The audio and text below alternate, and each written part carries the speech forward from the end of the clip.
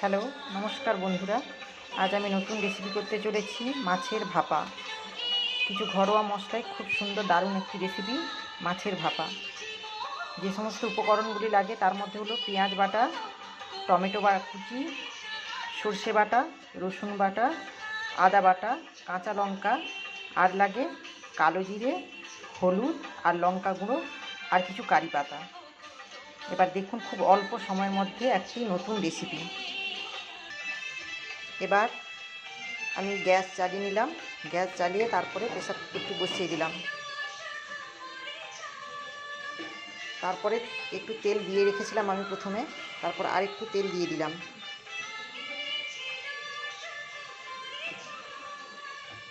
এবার এবার তেল গরম হয়ে গেলে কালো জিরে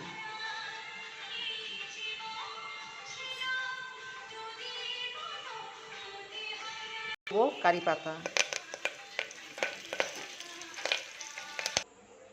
এরপর সমস্ত উপকরণগুলি ভালোভাবে আমি মাখিয়ে নেব। এইভাবে সুন্দর করে আমি মশলাগুলো ভালো করে মাখিয়ে নিয়েছি। একে একে এবার মাছগুলো তার মধ্যে দিয়ে দিব।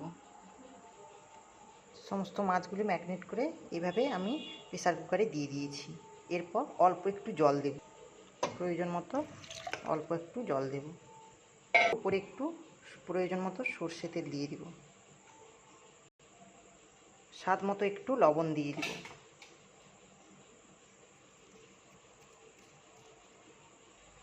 এবার প্রেসার কুকারের ঢাকনা আমি বন্ধ করে দেব।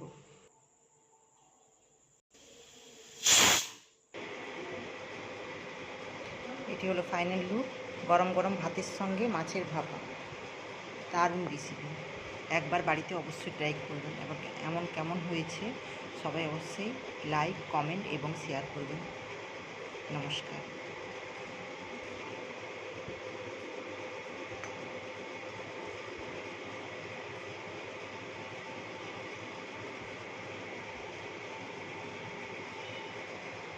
ফাটাফাটি।